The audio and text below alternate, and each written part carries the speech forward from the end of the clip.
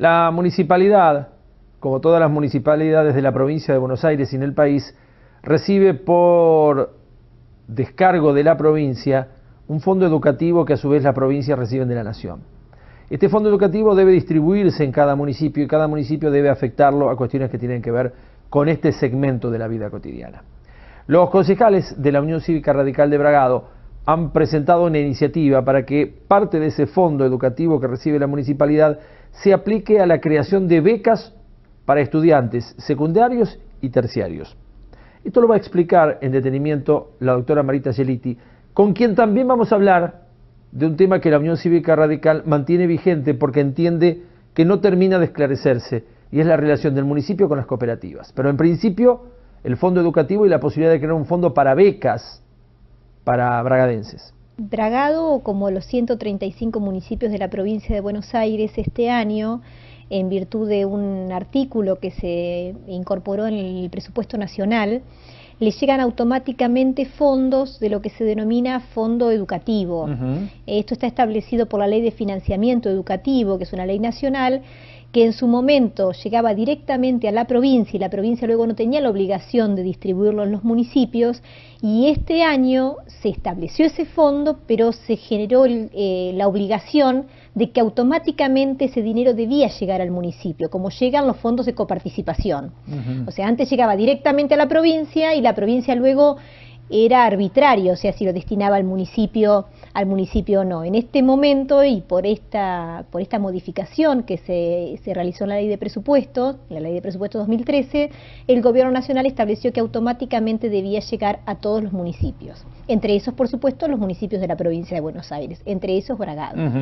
Está estimado que Bragado va a recibir por este fondo un monto aproximado de 7 millones de pesos en el año, un monto muy importante, que no tiene una asignación específica por esa ley, más allá que la finalidad es educativa. Sí, que esté vinculado a eso. Claro, por supuesto, pero que realmente hay que prestarle atención porque es un fondo muy importante y ante determinadas deficiencias, tanto de infraestructura escolar, emergencias de transporte escolar, que sabemos y por estos días lo estamos sufriendo, como también falta de la existencia de un fondo para becas que asista principalmente a jóvenes que estén en el terciario o universitario y que necesiten una ayuda económica, nos pareció importante que se destine ese fondo a esos fines. ¿Ustedes temen que esto vaya a partida general en algún punto, o sea, termine dentro de las arcas municipales desdibujado? Y claro, porque realmente el dinero va a rentas generales, no tiene una afectación específica. El intendente, cuando hizo la apertura de sesiones ordinarias en abril de este año, manifestó que con el dinero del fondo educativo una de las cosas que se iba a realizar, enumeró solo una, era la construcción del SEC 802. Sí. Cosa que a nosotros nos parece sumamente importante, pero sí también sabemos que seguramente durante este año no se va a hacer la construcción total del edificio, porque realmente no hay casi avance de obra, y por otro lado tampoco creemos que va a insumir tanta cantidad de dinero. Ya en el primer cuatrimestre de enero a abril inclusive, ingresaron al municipio 1.900.000 pesos de fondo educativo. O sea, no es que es un dinero que va a ingresar en algo, no, está ingresando automáticamente junto con la coparticipación. Si uno ingresa al Ministerio de Economía y ve los recursos que ingresaron al municipio hasta hoy, ingresó parte importante del fondo educativo. ¿Y eso cómo se refleja después en la rendición de cuentas? Porque bueno, cuando se terminen de utilizar, supongo, porque hasta ahora no ha habido una explicación exacta de qué se va a usar. Claro, en la rendición de cuentas del otro año se dirá en qué se gastó, pero como no tiene una asignación específica, Marcelo, va a caer dentro de la bolsa de rentas generales y uno no sabe si se gastó para combustible, si se gastó para personal o si se gastó para el repuesto de una maquinaria o para refaccionar una escuela. Tenemos algunas prioridades, por ejemplo, de infraestructura, antes de hablar de puntualmente lo de las becas, de infraestructura edilicia, que saben mucho los que están en el Consejo Escolar, pero menciono algunas. Bueno, lo del SEC 802, por supuesto, la refacción de la Escuela 1, que es un compromiso que asumió la municipalidad. Hay que proteger ese edificio, que es un edificio histórico, en Bragado está declarado monumento histórico y a nivel provincial está declarado, por lo tanto hay que cumplir con determinados pasos para poder refaccionarlo, y bueno, y este fondo también podría servir para ello. Bueno, hay muchas demandas, la escuela primaria 6, hay muchas, yo no quiero entrar en detalles que por ahí no me competen, y una de las cosas que me parece importante es, siempre creo que las gestiones municipales como provinciales, pero vamos a hablar de las gestiones locales, se destacan cuando siempre son un poco más creativas de lo común y corriente que hay que hacer. Si prestamos los servicios públicos, arreglamos, hacemos trabajos públicos, hacemos reparación de calles, de caminos, prestamos el alumbrado público, pero siempre digo que a veces hay que ir un poquito más allá y utilizar el ingenio para ver de qué manera optimizamos los recursos. En este caso creo que también hay una necesidad por parte de los estudiantes que estudian terciario y universitario, y no solamente en Buenos Aires y La Plata, que es lo que primero uno le surge. Hay muchos estudiantes en Chivilcoy, hay muchos estudiantes en Junín, hay muchos estudiantes en Alberti, hay muchos chicos que van a 25 de mayo, o sea, porque realmente la oferta educativa ha llegado a la región en buena hora, y entonces, pero esos chicos necesitan dinero para el transporte, muchos son aranceladas las carreras que hacen porque no hay en la oferta pública, o sea, no es que van al terciario privado porque quieren, sino porque realmente hay una oferta pública, y creemos que se puede destinar parte de este fondo a becas. Yo hacía una cuenta muy rápida. Estamos hablando de becas que pusimos, por supuesto, que dejamos a consideración, entre 300 y 1.000 pesos de acuerdo a las necesidades y a la carrera que esté estudiando el chico. Pero imagínate que 250 becas de 500 pesos cada una por mes, a lo largo de todo el año representa 1,5 millones de pesos. Y el fondo, estamos hablando que se recaudarían 7 millones. Y qué importante que sería para un chico quizás una beca de 500 pesos. O de 300 o de 700, bueno, como estoy diciendo, pusimos un mínimo de 300 y un máximo de 1.000, de acuerdo, por supuesto, a la situación económica y distintos ítems que se tienen que tener en cuenta. Pero me parece importante esto, y bueno, nosotros ya presentamos la iniciativa y esperemos que lo modifiquen, lo vamos a dejar a consideración, pero hay que se tome en cuenta. La verdad que me parece sumamente interesante, sobre todo el fortalecimiento de la educación, porque sin lugar a dudas es uno de los elementos que nos habrá de distinguir como ciudadanos en el futuro, ¿no? Sí, después hay otras emergencias que se pueden tomar también con este fondo. Yo sé que el deber irrenunciable de la infraestructura escolar, del transporte escolar, del servicio alimentario escolar es del Estado provincial, yo no lo desconozco. Sí, eso sería la prioridad. Pero después hay una realidad de que el chico no puede ir a la escuela porque no tiene el transporte, porque la licitación no se presentaban oferentes, porque le quieren pagar lo mismo que el año pasado a los transportistas, y los transportistas por supuesto que a ese nivel no pueden, o porque los comedores escolares le pagan 5 pesos por cada chico y encima le bajan el cupo de chicos que pueden ir al comedor por una cuestión de reducción de gastos en la provincia. Y qué alimentación le estamos dando a los chicos también en el servicio alimentario. A lo mejor con esto podríamos suplementar un poco más la alimentación, porque está bien, el chico va al comedor escolar, pero eso no quiere decir que no pueda comer una fruta. O sea, sí, no tiene por qué, seguro. Porque realmente, y con todo el esfuerzo que hacen los proveedores del Estado, que realmente no han pagado todavía parte del año pasado, han pagado solamente una parte de este año y le siguen proveyendo, y con ese monto que te estoy hablando, esto lo sé por los dichos de la consejera escolar, pero bueno, 5 pesos por cada alumno es bastante poco lo que se le puede ofrecer. Temas que merecen ser tratados y analizados. Y ustedes también por estas horas han marcado un punto importante respecto de una cuestión que se debatió mucho en el último tiempo, pero que nunca termina de llegar a la conclusión o al esclarecimiento, como ustedes proponen. En el Consejo Deliberante, ¿no se había determinado crear una comisión para indagar qué pasa con las cooperativas de trabajo en Bragado? Sí, bueno, la comisión se creó hace más de 3 años y lamentablemente no pudo dar demasiados frutos en la información que pudimos recabar, porque hubo una obstrucción por parte del Ejecutivo en brindarnos información. Luego de eso hubo una presentación realizada por cooperativistas que también denunciaron irregularidades. Sí. Lamentablemente, quiero decir que nosotros todo eso también lo cursamos al Tribunal de Cuentas. El Tribunal de Cuentas investigó cómo se estaban gastando esos recursos y cómo era la operatoria. Y luego, según la información que me dijo el Tribunal de Cuentas, se archivaron el expediente porque los mismos cooperativistas que denunciaron en un momento después se desdijeron, cosa que me llama la atención cuando hay una cuestión de por supuesto, de supremacía de uno sobre otro, en supremacía del gobierno por sobre los cooperativistas que necesitan el trabajo. Eso es un poco, te lo traigo a colación de lo que me preguntás de lo que pasó con esa investigación, pero todos saben, y se sabe, al menos nosotros que estamos en la función pública, que hay irregularidades en el tema de las cooperativas y que realmente no cumplen la función social que debieran cumplir. Eso estoy hablando de la irregularidad en el funcionamiento respecto al objeto que tiene la cooperativa. Sí. Distinto es que haya irregularidades legales, jurídicas y administrativas que ameriten causas judiciales. Son dos cosas diferentes. Son dos cosas diferentes, sí.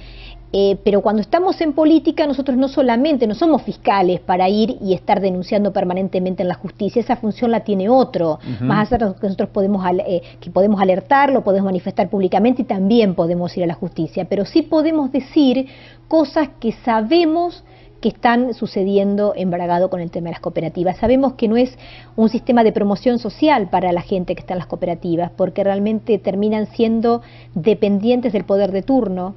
O sea, no lo ponen como algo superador del individuo para que a través del trabajo ese que realiza en la cooperativa luego se pueda independizar y pueda superarse económicamente e independizarse económicamente. Que sería un objetivo. Claro, sino que funcionan como organizaciones que reclutan personas que necesitan trabajo y que con eso le pagan un salario, una contraprestación, y bueno, y los tienen un poco atados a merced del gobierno de turno, en este caso el gobierno del Frente para la Victoria. Eso lo sabemos, son obligados a veces a ir a actos, algunos cumplen funciones y trabajan, otros no, y se los trata más o menos de la misma manera.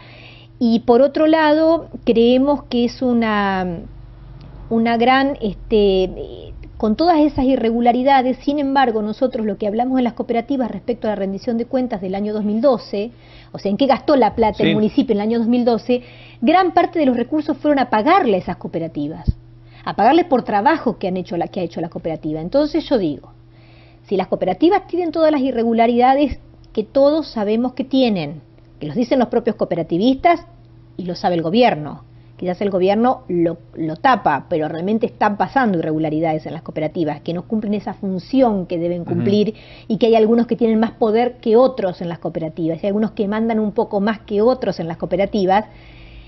El Estado igualmente las contrata a las cooperativas prioritariamente por sobre otros proveedores y le paga sumas muy importantes de dinero, que son recursos públicos, ¿no?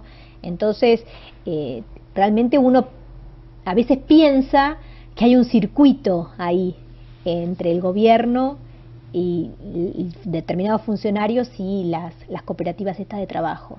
Pero esto de todas maneras va a quedar casi en la expresión pública de una declaración. Sí, puede ser, pero de todos modos yo lo voy a manifestar igual. O sea, por más de que no tenga documentación que se me haya exhibido, por más de que lo hayamos reclamado. Si uno ve la rendición de cuentas, acá están, por ejemplo, 4 cooperativas, cooperativas de trabajo federal, cooperativa de trabajo Arriba la Esperanza, cooperativa de trabajo Mechita, cooperativa de trabajo Juan Manuel de Rosas, y uno ve los montos, 812.000 pesos, 543.000 pesos, 806.000 pesos, 817.000, o sea, son montos muy importantes cuando a veces va, digamos, perjudicando un poco al resto de los proveedores de la municipalidad que a veces tienen que hacer el aguante, y estas cooperativas, como ves, le han cancelado absolutamente todo durante el año 2012. ¿Estas cooperativas cobraron estos montos? Esos montos en el año 2012, por trabajos en el año 2012. ¿Es distinto a lo que percibe el cooperativista? Es distinto a lo que sería la contraprestación que realiza el cooperativista, que sería parecido a un salario, aunque no es un salario, es parecido a lo que sería un salario. Porque esta distribución de los fondos no sé si se realiza a los cooperativistas, o sea, no sé a dónde después la cooperativa cómo lo destina. Claro, es una cuestión interna de la cooperativa. Es una cuestión de la cooperativa. Atento a que, bueno, uno en su momento recibió también como medio de comunicación las menciones de cooperativistas que estaban disconformes y algunos que dejaron de pertenecer a cooperativas. Sí, y lo que sucedió que para tratar de callar a toda la gente que estaba reclamando, y me hago cargo de lo que digo, muchas veces lo que se hizo es exigirle cada vez menos a los cooperativistas, o sea, que vayan o que no vayan a trabajar, como un poco como como lo consideren, y entonces con eso bajaron un poco el reclamo de los cooperativistas. O sea, porque, claro, bajan la conflictividad porque como del otro lado no te exigen demasiado una contraprestación, bueno, si cobro o no cobro esos 1.400 pesos, esos 1.500 pesos, no tengo demasiado derecho tampoco a reclamar. Son muy pocas las cooperativas que realmente están funcionando como tales. Yo recuerdo que algunas obras se habían anunciado por medio de cooperativas. Por ejemplo, la plaza que está frente al cementerio en algún punto iba a ser encarada por cooperativistas. Creo que quedó paralizada esa obra. Sí, porque realmente después cuesta mucho el control de la obra y la ejecución de la obra con este tipo de empresas, que cuesta mucho porque realmente no hay una decisión del gobierno municipal de darle la fortaleza que tienen que tener. O sea, creo que lo único que pretenden es tener ahí un grupo de personas cautivos y adictos al gobierno, que después puedan ser utilizados políticamente, partidariamente, sin importar demasiado el progreso social de las personas, porque lo ideal de esto sería que las cooperativas funcionen como trampolín, en el buen sentido, del desarrollo de la persona para que pueda jerarquizar su trabajo, para que pueda independizarse. Esa sería la idea. A ver, en sí mismo, la asignación universal por hijo en algún punto puede ser considerada para igualar a las personas que tienen alguna condición social y económica producto de un trabajo en negro. Si se entiende bien el concepto y si se entendiera realmente para qué es el dinero que recibe la persona, y la persona que tiene la posibilidad de acceder a una cooperativa y conformarla y brindar un servicio, si fuese el objetivo de conformar un grupo de trabajo que después pueda trabajar por sus propios medios sin tener dependencia, también sería bueno. Lo que pasa es que todos los programas sociales que lanzados por el gobierno nacional o el gobierno provincial tienen nada más que el mecanismo de cooptar voluntades. O sea, porque la asignación universal por hijo, si fuera universal realmente, dejaríamos de lado el clientelismo político. Porque yo soy monotributista, y porque soy monotributista, ¿por qué no puedo cobrar la asignación universal por hijo? Tal cual. Está bien, si después mis ingresos superan determinado monto por mis distintas actividades, yo tendré el mecanismo para devolverlo, pero creo que tienen que recibirlo todos los chicos. O sea, tus hijos, mis hijos, todos. Después veremos la forma de compensar, sí. Porque si una persona es propietaria de 1.000 hectáreas de campo, por ahí no es demasiado justo que lo cobre, pero yo diría, porque el sistema y la idea de la asignación universal por hijo es que sea para todos los chicos, por eso iguala. Claro. Para todos, y me parece a mí que también los programas sociales, si realmente quisieran ser un trampolín para que la gente se supere, tendrían que ser solamente un camino, no un destino hacia algo. Claro. Porque los programas estos, y no quiero entrar en detalles con algunas cuestiones conflictivas, el programa Envión, el programa Jóvenes, el programa Más y Mejor Trabajo, todos los programas sociales que andan dando vuelta, terminan, te puedo asegurar, Marcelo, tratando de que el chico no termine nunca la escuela. Porque vos la condición que tenés que tener es no haber terminado la escuela secundaria. Yo digo una propuesta así, si gobernaría la nación o la provincia, cosa difícil hasta ahora. ¿Por qué no le dan una ayuda económica mientras están estudiando y cuando se reciben le duplican esa ayuda por determinada cantidad de tiempo hasta que se inserten laboralmente? Para que a vos te interese superarte, porque si no cobras por el programa joven 450 pesos porque no terminaste la escuela secundaria creo que hasta los 25 años, entonces chicos siempre va a estar dando, claro, porque dice, si termino no me dan más. Mucho del enojo que hoy yo advierto en la sociedad argentina y sobre todo en la clase media pasa por el mal uso de estos programas. Claro, porque no es que la clase media no quiere que lo ayuden a la gente que tiene bajos recursos. Lo que está enojado y molesta con razón, y estamos molestos y enojados la clase media con razón, y yo me hago cargo, porque no quiero quedar bien con un sector por quedar bien, es que sea esto el objetivo final, el subsidio permanente. Porque en vez de que esa persona, como te dije, pueda superarse, lo único que lo hacemos es estar cautivo de un gobierno de turno.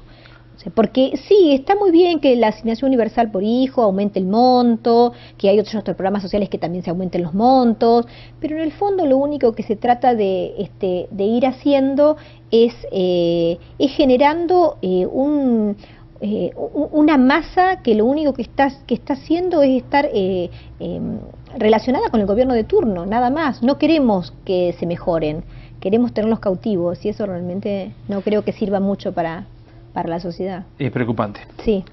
Doctora, gracias por venir. No, por favor.